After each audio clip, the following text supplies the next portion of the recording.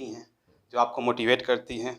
वैसा कुछ लाइन हमारे एस्पिरेंट्स को भी बताइए जिससे मोटिवेट हो वो लोग। तो कुछ लाइन्स इस तरह है, रख हौसला वो मंजर भी आएगा, प्यासे के पास चलकर समंदर भी आएगा, थक कर ना बैठे मुसाफिर, मंजिल भी मिलेगी और मिलने का मजा भी आएगा। क्या बात है, अभी तो मजा आ रहा होगा आपको। जी हाँ,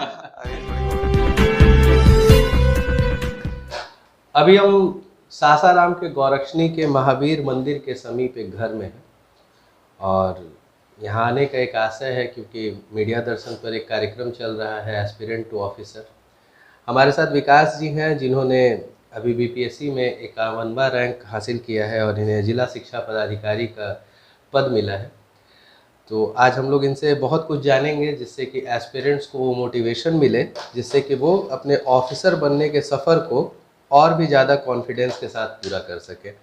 तो सर बहुत बहुत कॉन्ग्रेचुलेशन आपको कि आपको ये सफलता मिली और बहुत बहुत धन्यवाद कि आपने हमारे लिए समय निकाला। थैंक यू वेरी मच आपके शुभकामनाओं के लिए, थैंक यू वेरी मच। अगर आपके जर्नी को देखा जाए सर तो इसको आपका जो प्रिपरेशन का जर्नी रहा है इसको कितने भागों में बांटा जा सकता है? टोटल अगर मेरी लाइफ की जर्नी क्लास 12 से एक भाग, क्लास 12 से पहले, उसके बाद क्लास 12 से लेकर के कॉलेज से लेकर के जब तक मैंने जॉब किया, और तीसरा भाग जो सिविल सर्विसेज प्रिपरेशन का, जो आज मुझे रैंक 51 मिली है। तो आपने आपका जो ग्रेजुएशन था वो कहाँ से था?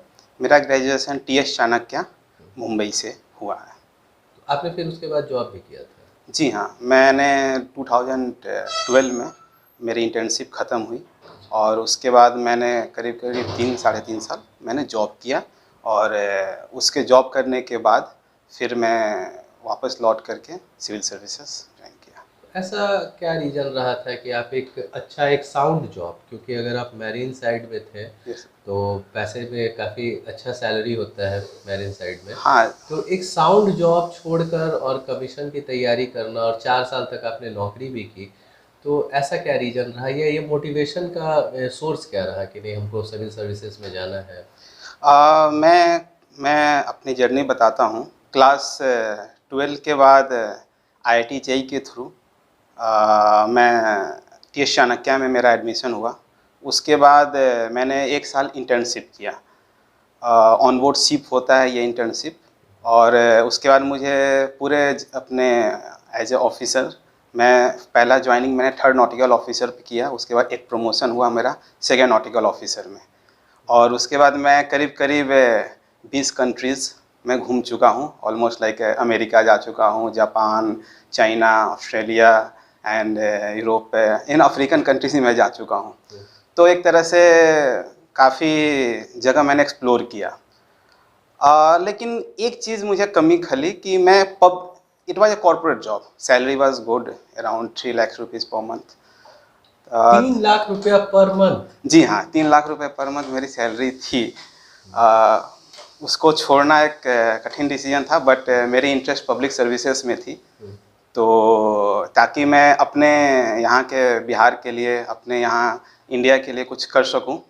हालांकि job as a person it was very good, but divide of public services, मतलब आप समाज से थोड़े दूर पे रहते थे। जब आप सिविल सर्विसेज की तैयारी में आए तो क्योंकि ये जो पूरा का पूरा परीक्षा होता है ये कई भागों में बटा होता है, जी। तो आपकी स्ट्रैटेजीज क्या थी इन तैयारियों को लेकर?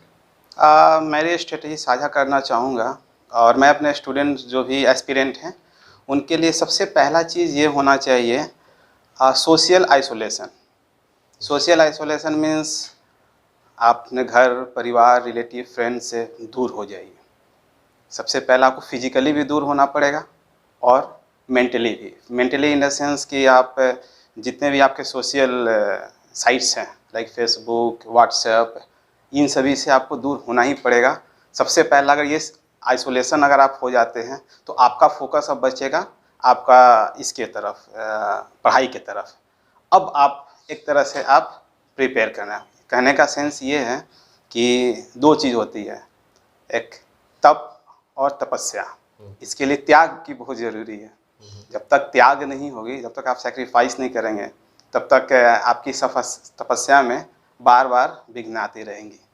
तो as a part of sacrifice you have to sacrifice your social life for a time being. थोड़े समय के लिए आपको करना पड़ेगा जब तक आप रिप्रेशन में हैं। ये तो एक मान लीजिए कि आपने स्ट्रैटेजी बताया तैयारी के लिए। जी। तैयारी करने के लिए ऐसी मनोदशा होनी होनी चाहिए। चाहिए।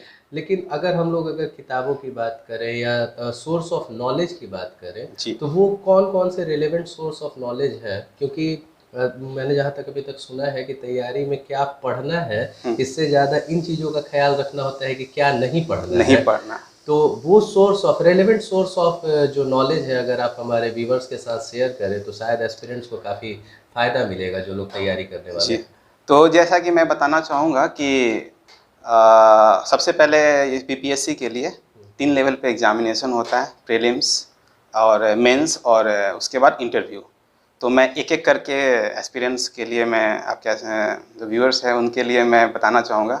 सबसे पहले प्रीलिम्स। तो प्रीलिम्स बीपीएससी में 150 मार्क्स का होता है, 150 क्वेश्चन पूछे जाते हैं। ये मोस्टली फैक्चुअल बेस्ड होता है, मोर ऑन फैक्ट्स। एंड जो मेंस होता है आपको 3 पेपर होता है, पेपर 1, पेपर 2 एंड पेपर 3 होता है ऑप्शनल का। और एक पेपर होता है हिंदी, जिसमें आपको मिनिमम एक जांची जाती है कि मिनिमम लेवल ऑफ अंडरस्टैंडिंग आपकी हिंदी की है या नहीं, जिसमें जस्ट क्वालिफाइंग होता है। सो वो कोई खास कंसर्न नहीं होता किसी भी एस्पिरेंट के लिए। तो अब आते हैं paper 1, paper 2 and paper optional paper. तो और उसके बाद आपका फाइनली इंटरव्यू। तो पहले प्रीलिम्स की मैं बुक्स बता देता हूँ। प्रीलिम्स के लिए आपको जो भी आपने प्रिपरेशन किया है मेंस के लिए, प्रीलिम्स और मेंस का सिलेबस ऑल सेम है।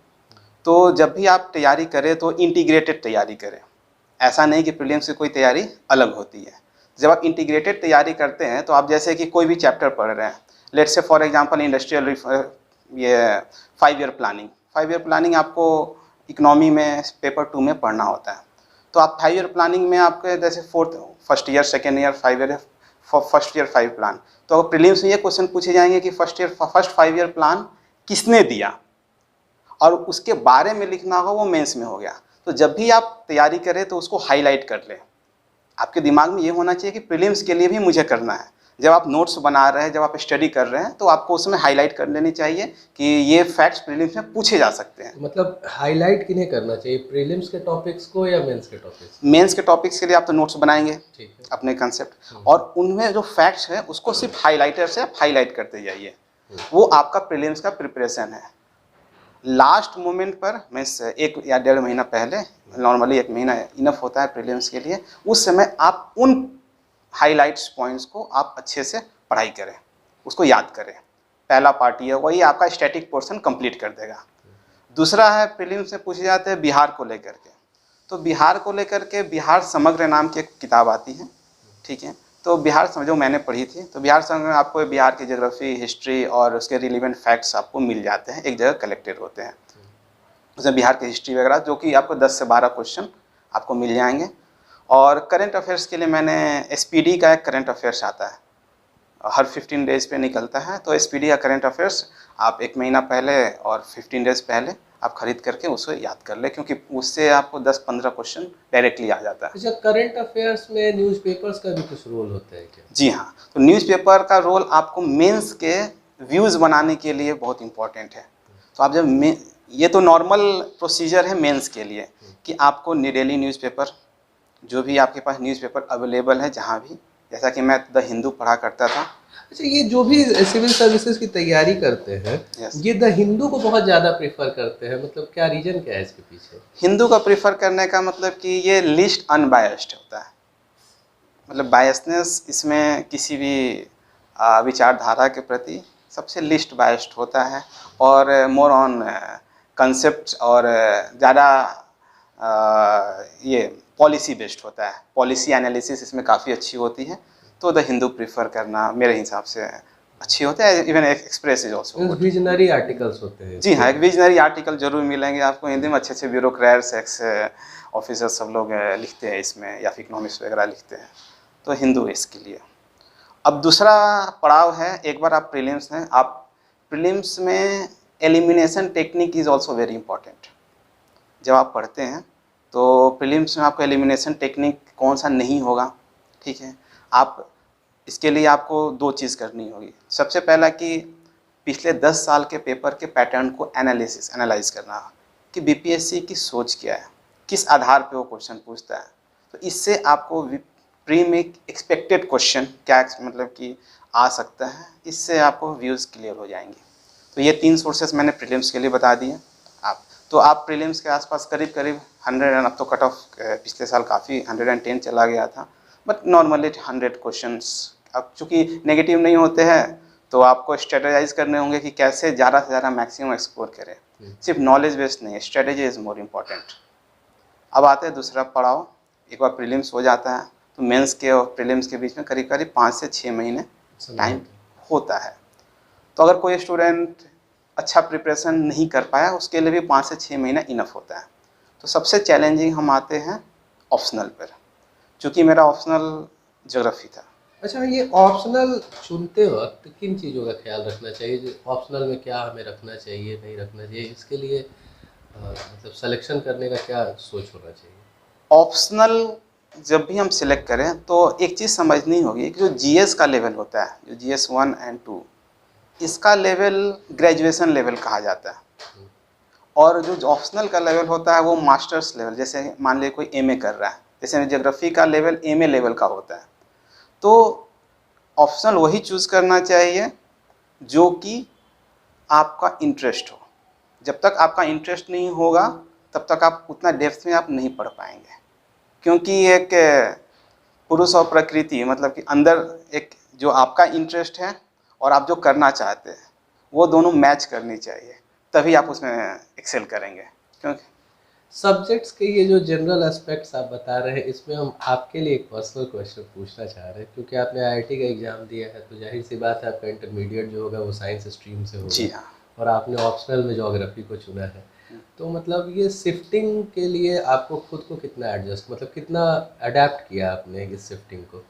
अच्छा सर, एक्चुअली क्या था कि मेरे ऑप्शनल जो थे, चूँकि मैं एज ए प्रोफेशन मैं नॉटिकल ऑफिसर था। मैं और नॉटिकल ऑफिसर में मेरा जो वर्क एरिया था वो ओशियन रिलेटेड था, समुद्र विज्ञान। तो जब समुद्र विज्ञान था तो उसमें ओशियन के बारे में पढ़ना था, क्लाइमेटोलॉजी पढ़ना था, तो अर्थ साइंस पढ़ना था, स्काई रॉकेट मतलब बेसिकली स्काई मतलब सैटेलाइट वगैरह के पढ़ना था।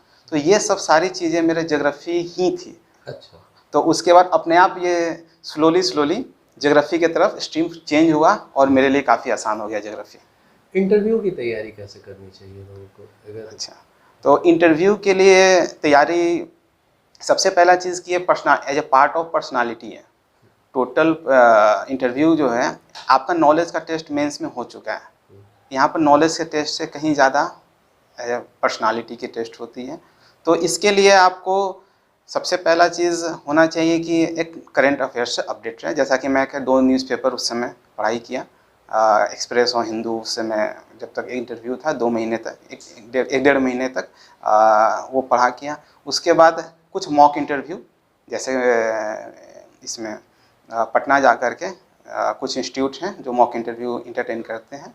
जैसे प्रज्ञा इंस्टीट्यूट में मैंने सिविल सर्विसेज से मैंने इंटरव्यू दिया था, और कुछ स्टूडेंट्स जो जो सिलेक्टेड स्टूडेंट है वो लोग भी इंटरव्यू लेते हैं, एक मॉक इंटरव्यू। तो इसीलिए मॉक इंटरव्यू का प्रैक्टिस और जो हेजिटेशन होता है बच्चों में वो निकल जाता है। मॉक इंटरव्यूज़ के लिए हाँ, मॉक इंटरव्यू। और ये भी मैं बताना चाहूँगा कि जैसे ज्योग्राफी है, ज्योग्राफी के लिए जो बुक्स होते हैं, इसमें ज्योग्राफी में 2 पेपर होते हैं, पेपर 1 एंड पेपर 2। तो पेपर 1 में मैं बुक सजेस्ट करता हूँ, मैंने सविंदर सिंह पढ़ा था, और पेपर 2 के लिए ये खुल्लर किताब। अच्छा, ये 2 किताबें बहुत महत्वपूर्ण हैं जो इन्होंने बताया। जी। और ये जो आपका 65वीं बीपीएससी में जिसमें रिजल्ट आया, ये वो समय था जो आम तैयारियों से अलग का समय था, क्योंकि कोविड का समय था। तो इस दौरान आप अपने कोचिंग सेंटर से दूर रहे होंगे, तो फिर ये तैयारी आप कैसे कर पाए, मतलब बिना कोचिंग का? और हाँ, ये तैयारी एक कठिन समय था हमारे लिए। उस समय मैं दिल्ली में था, तो दिल्ली से जब मैं कोविड का मेन पीक पे था तो मैं दिल्ली से वापस आया, तो आई वाज कंफ्यूज्ड कि मैं घर जाऊँ, हो सकता है पढ़ाई नहीं हो, क्योंकि एक मैं हिस्ट्री रहा के होता है कि घर पे पढ़ाई नहीं होती, एक नॉर्मल एक थॉट होता है। तो मैंने अपने एक फ्रेंड ज्योति प्रकाश है जो कि अभी स्टेशन इंचार्ज है चेन्नई में, मैंने उनको फ़ोन किया तो उन्होंने कहा कि इस प्रॉब्लम का एक समाधान है, आप भभुआ में बगल के डिस्ट्रिक्ट में आप मेरा घर है जो कि बन रहा है, अंडर कंस्ट्रक्शन है, आप वहाँ जाकर के अगर चाहे तो वहाँ पर आप पढ़ सकते हैं।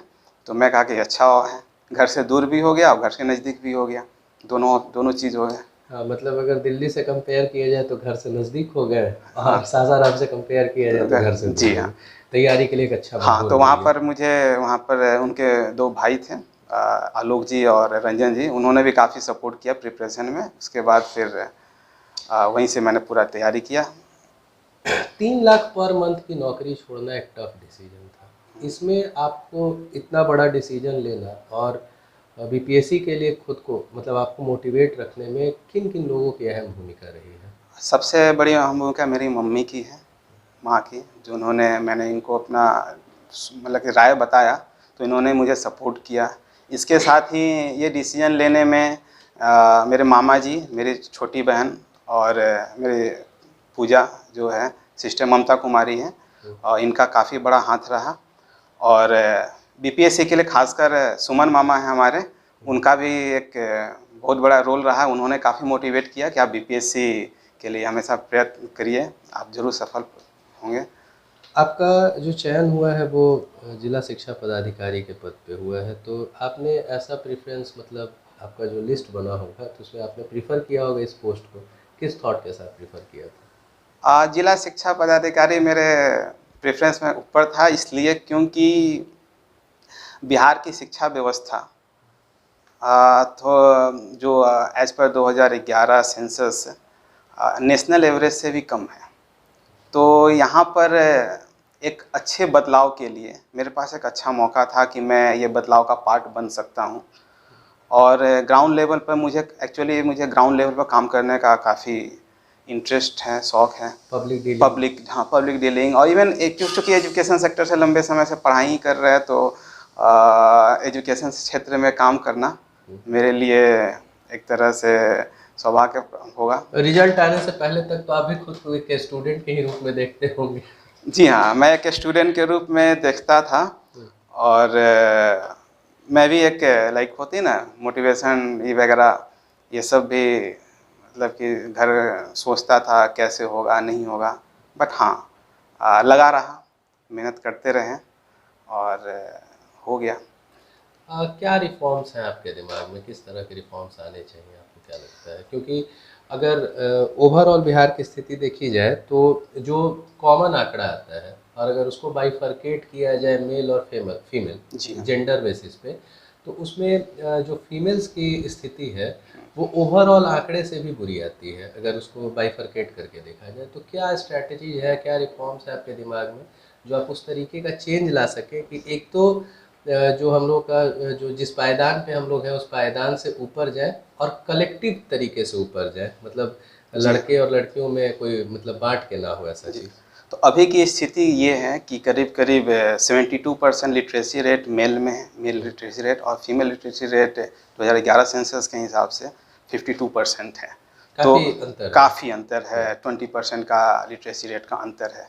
तो स्थिति तो है कि हाँ थोड़ी सी बहुत ख़राब है। तो इसके लिए मेरा जो पॉलिसी होंगे, जो भी हम करना चाहेंगे वो वुमेन सेंट्रिक होना चाहिए। क्योंकि एक लाइन है कही जाती है कि अगर आप if you educate a man, तो आप एक सिंगल पर्सन को एजुकेट करते हैं, अगर आप एक वुमेन को एजुकेट करते हैं तो पूरी जनरेशन एजुकेट कर देते हैं। क्योंकि एक महिला माँ भी होती है, तो जैसी पढ़ी लिखी होंगी तो अच्छी शिक्षा दे पाएंगी, और वो जनरेशन वो घर की बेसिकली एक तरह मुखिया होती हैं, जैसी वो होंगी वैसे पूरा फैमिली होगा। तो इसलिए महिला सेंट्रिक ही होना चाहिए। हमारे माननीय मुख्यमंत्री ने 35% रिजर्वेशन दिया है महिलाओं को, तो ये काफ़ी प्रोग्रेसिव स्टेप्स हैं। और इसके साथ ही आगे भी महिला सेंट्रिक होना चाहिए। और दूसरी चीज़ है कि हमें फोकस करनी होगी quality of education and school के इंफ्रास्ट्रक्चर पे। ये दो चीज़ें पॉइंट है जहाँ पर मैं काम करना चाहूँगा। एजुकेशन की क्वालिटी हो, टीचर की अटेंडेंस, जो भी शिक्षक हों उनकी अटेंडेंस मैं इंश्योर करूं कि हाँ बिल्कुल 100% मतलब कि जितना अपना फुल एफिशिएंसी दें।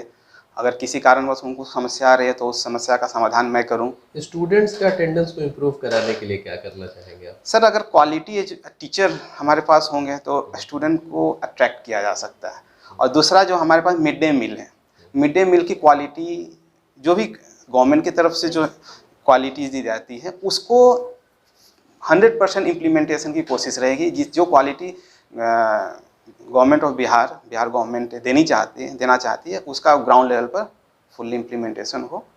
तो इसके लिए मैं quality mid day meal ensure करना चाहूँगा।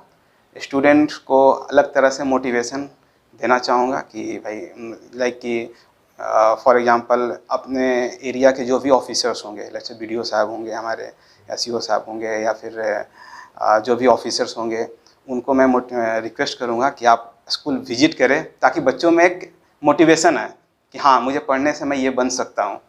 तो इससे स्कूल आना शुरू करेंगे ऊर्जा बच्चे। का संचार हो। जी हाँ। तो अभी आप लोगों ने विकास जी की सारी बातें सुनी। हम एक बार इनका वो कमरा देखना चाहेंगे जिसमें इन्होंने तैयारी की है, तो हम इनसे रिक्वेस्ट करेंगे कि हमें वो कमरा दिखाएं ना। जी तो अभी हम लोग उस कमरे में आ गए हैं जहाँ पर विकास जी ने तैयारियां की हैं, और इधर किताबें हैं, मैप्स यहाँ पर लगे हुए हैं, नक्शा टंगा हुआ है, यहाँ पे भारत के संविधान काफ़ी छोटा छोटा लिखा हुआ। इसको आके आप पढ़ते थे? जी हाँ, ये बार बार ऐसे होता है ना कि कभी मन नहीं कर रहा पढ़ने का, या फिर गए और ऐसे देख लिए तो आपको रिकॉल होते रहती हैं। अच्छा, तो ऐसे आके देखा करते जी थे। हाँ। और यहाँ किताबें हैं, टी.आर. ठाकुर। ये खुल्लर है आपका अच्छा। ज्योग्राफी ऑप्शनल के लिए, सबसे पेपर 2 के जो भी सेक्शन 2 है। और यहाँ पर द कॉन्स्टिट्यूशन ऑफ इंडिया। जी हाँ। यहाँ पर अच्छा, यहाँ लवास क्या यूपीएससी की भी तैयारी है क्या जी हाँ, दिमाग में? UPSC की प्रिपरेशन में भी है। अच्छा, इस प्रिपरेशन बार ऑन। दिया है प्रिया, आपने दिया है? जी हाँ, कैसा गया? अच्छा हुआ है, होप कर रहे हैं, लेट्स सी।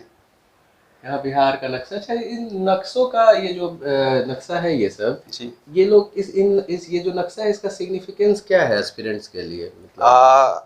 एक तो बिहार का मैप अगर बार बार आप देखेंगे तो पिक्टोरियल जो मेमोरी होती है वो काफ़ी अच्छी होती है, वो आपके दिमाग में बैठ जाएगी। इससे आप बहुत सारे सवाल आप बना सकते हैं। जैसे कि प्रीलिम्स में हमेशा आपको सिर्फ बिहार मैप से 4 से 5 सवाल मिल जाएंगे। जैसे कि कौन से, जैसे बॉर्डरिंग एरियाज़ क्या है, उत्तर प्रदेश से कौन से बॉर्डरिंग डिस्ट्रिक्ट्स है, गंगा नदी किससे किससे पास होती है, ये सारे क्वेश्चन हमेशा आते हैं। अच्छा। करीब 4 से 5 सवाल आपके आते रहते हैं। अच्छा, ये कमरा जब बंद होता है जी हाँ। कमरा बंद होने के बाद भी इसका पूरा इस्तेमाल आप करना चाहते नहीं? ये भूगोल एक नज़र में। हाँ, ये चूँकि हिंदी मीडियम भी है, ये हमारी सिस्टर का है। अच्छा। तो सिस्टर भी प्रिपरेशन में है। अच्छा, एंड आपकी सिस्टर भी तैयारी कर जी रही है? हाँ, तो जैसे कि ये सिस्टर ने काफ़ी हेल्प किया था मुझे आंसर राइटिंग में। सी वाज वो एग्जामिनर की तरह मेरी होती थी। 3 घंटे मुझे लिखने हैं तो सी वाज स्ट्रिक्ट एग्जामिनर, और मुझे लिखने हैं, मैं आंसर राइटिंग प्रैक्टिस करता था। मतलब एग्जाम से पहले उन्होंने आपको मोटिवेट किया, गाइड किया, अब वो आपके रिजल्ट के बाद मोटिवेट हुई होंगी। हाँ जी हाँ, तो ऐसे होता है ना कि मैंने उनको एग्जामिनर बना दिया, एग्जामिनेशन माहौल में टेबल कुर्सी हुआ, अपना लिख रहे हैं, और उसके बाद स्ट्रिक्ट एग्जामिनर का होता है जैसे कि बीच बीच में आकर के साइन वगैरह ही करते हैं, क्योंकि that is part of your preparation, आप उससे अलग नहीं हो सकते। अच्छा, यहाँ पे बैठ के आप पढ़ाई करते होंगे, सामने LBS NAA I am coming, तो मतलब उसको देखते हैं तो मोटिवेट होते हैं क्या? जी हाँ, बहुत मोटिवेशन मिलती है, ये सब मोटिवेशन का ही पार्ट है। और क्योंकि ups and down her aspirant के मन में अप्स एंड डाउन आते रहते हैं। जब भी आप पढ़ेंगे तो कभी आपको लो फील होगा, कभी हाई फील होता है। तो कुछ चीज़ें हैं, जैसे कि कुछ लाइंस होती हैं जो आपको मोटिवेट करती हैं। अब ऐसा कुछ लाइन हमारे एस्पिरेंट्स को भी बताइए जिससे मोटिवेट हो वो लोग। तो कुछ लाइंस इस तरह है, रख हौसला वो मंजर भी आएगा, प्यासे के पास चलकर समंदर भी आएगा, थक कर ना बैठे मुसाफिर, मंजिल भी मिलेगी और मिलने का मज़ा भी आएगा। क्या बात है, अभी तो मजा आ रहा होगा आपको। जी हाँ, अभी थोड़ी बहुत। हाँ, ये है क्योंकि पार्ट ऑफ ये आपके एफर्ट का ही रिजल्ट है, फ्रूट है। अब चलते चलते जो भी हमारे एस्पिरेंट्स हैं उनको एक ऐसा बिल्कुल जितना भी हमारा बातचीत हुआ है, अगर इसको बिल्कुल समराइज करके अगर कुछ बताना हो तो वो संदेश आप हमारे एस्पिरेंट्स को दें, ये हम ऐसा चाहेंगे ताकि उन्हें भी मोटिवेशन मिलते रहे। पहला चीज़ मैं 3 पॉइंट कहना चाहूँगा। सबसे पहला चीज़, get out of all distraction, जो मैंने शुरुआत में कहा कि आप हर डिस्ट्रैक्शन से, जो भी पहले आइडेंटिफाई करें, डिस्ट्रैक्शन से दूर हो जाएं। दूसरी चीज़, ये एक थोड़ा सा मैं आपको रोक रहे, ये जो डिस्ट्रैक्शन है वो कितने तरह के हो सकते हैं? जो एज है, जिस एज में लोग तैयारी करते हैं, तो पर्टिकुलरली कौन कौन से वो डिस्ट्रैक्शन है जिससे कि जो तैयारी है वो नकारात्मक रूप से प्रभावित हो सकती है? नकारात्मक रूप से बहुत सारे डिस्ट्रैक्शन है। जैसे इस समय एज होता है आपका, यंग एज होते हैं आप, you're at young age, peak age. तो उस समय आपको लाइक कि आपको अलग अलग इंस्टेंट फेमस होने का भी बहुत सारा चीज़ होता है, लाइक कि वीडियोस बना रहे हैं, working more on social sites, Facebook पर अपने स्टेटस अपडेट कर रहे हैं। ये सब सारी डिस्ट्रैक्शन के पार्ट है। आप कमेंट का इंतज़ार कर रहे हैं, लाइक्स का इंतजार कर रहे हैं। पीपल हैव द हैबिट्स, बहुत सारे लोग होते हैं कि व्हाट्सएप स्टेटस कितने लोगों ने देखा। तो इस चीज़ के चक्कर में आपके क्या होता है कि जो मेन फोकस है, समटाइम हम लोग को फील होता है कि हमारे वीडियोस में व्यूज कितने गए। नहीं तो it's a part of profession है। ऐसे आपका ये प्रोफेशन है और आप एक मीडिया से जुड़े हुए हैं, बट ये चीज़ हम कर सकते हैं 2 साल बाद, जब हमारे प्रिपरेशन के दौरान सिर्फ हमारा फोकस पढ़ाई होना चाहिए। और पढ़ाई, उसको जब आपने कुछ पढ़ा उसको रिवाइज करें। कहते हैं ना कि एक 100 किताब पढ़ने से अच्छा है एक ही किताब को 100 बार पढ़िए। तो 100 बार आप बार बार रिवीजन करेंगे, आपको परमानेंट मेमोरी में बैठ जाएगा। दूसरी चीज़, आपके जो फैमिली या रिलेटिव्स हैं, ठीक है कुछ दिनों के लिए हो सकते हैं वो दुखी हो जाएं, आपको बहुत सारी चीज़ें सेक्रीफाइस हो सकते हैं, बहुत सारे दोस्त, आपके खास दोस्त हो वो आपसे दूर हो जाए, और होंगे भी। पूरे प्रिपरेशन जर्नी में आपके खास दोस्त भी दूर हो जाएंगे, बट दैट इज़ व्हाट वो सेक्रीफाइस मांगता है। ये सर्विसेज बिना सेक्रीफाइस के तो नहीं मिलेगा। फिर सक्सेस मिलने के बाद आप सब लोगों को फिर से रिकलेक्ट कर सकते हैं, और लोग समझेंगे आपकी बात को, क्योंकि जो भी प्रिपरेशन के पार्ट होंगे, कभी किए होंगे प्रिपरेशन, तो लोग समझेंगे आप क्यों आइसोलेट हैं। बहुत सारे फ़ोन्स मैं उठाता नहीं हूँ। मैं इस माध्यम से व्यूवर्स को भी जो भी हमारे देखेंगे वो मैं मतलब सॉरी बोलना चाहता हूँ कि मैंने बहुत सारे लोगों के फ़ोन नहीं उठाए थे, या मेरे फ़ोन ऑफ रहते थे, या फिर मैंने व्हाट्सएप या फेसबुक को रिप्लाई नहीं किए हुए, but that was part of preparation. तो ये चीज़ करनी पड़ेगी। अच्छा, और फाइनली मैं ये कहना चाहूँगा कि हौसला नहीं हारना है, और किताबों को अपना दोस्त बनाइए, बिल्कुल लगे रहना है, और बिल्कुल हौसला लगे रहिए। जब तक तोड़ेंगे नहीं तब तक छोड़ेंगे नहीं। जब तक तो, हाँ, बहुत अच्छी बात ये चीज़ तो अभी हम लोगों ने विकास जी की सारी बातें सुनी। हम इनके सिस्टर से भी बात करेंगे जिनका इन्होंने जिक्र किया और बताया कि वो एग्जामिनर के रूप में इनके साथ थी जब ये इनका तैयारी का समय था, तो हम उनसे भी बात करते हैं। तो अभी हम विकास जी के सिस्टर और इनके माता जी के साथ हैं। जैसा कि विकास जी ने बताया कि इनके सिस्टर जो थी वो इनके तैयारी के समय में एग्जामिनर के रूप में थी, और माता जी तो इनके लिए हमेशा से सोर्स ऑफ मोटिवेशन रही हैं। और इनसे हम लोग जानेंगे कि अभी पता चला है कि आप भी तैयारी कर रही हैं, तो इनके रिजल्ट के बाद आपका मोटिवेशन लेवल कहाँ तक पहुँचा? हाँ, मैं भी तैयारी कर रही हूँ, और मैंने भी अभी इंटरव्यू दिया था 65th का, पर मेरा नहीं हुआ कुछ मार्क्स से। लेकिन ये है कि एक लोग घर में हुआ है, तो मेरे को काफ़ी मोटिवेशन मिल रहा है कि अगली बार ज़रूर मेरा भी होगा।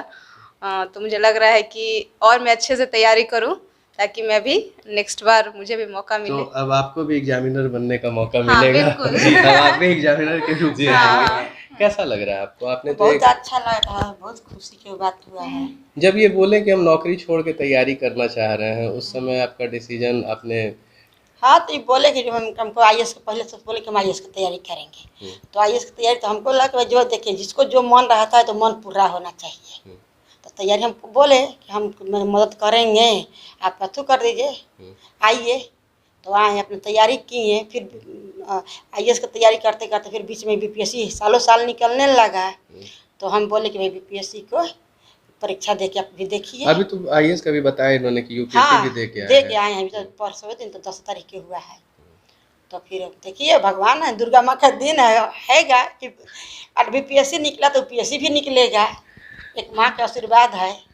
तो अभी आपने सुना विकास जी की माता जी को और सिस्टर को, इनके पास अभी ये है कि अभी ये यूपीएससी निकालेंगे और इनकी सिस्टर भी कह रही हैं कि अब इनका मोटिवेशन लेवल हाई है।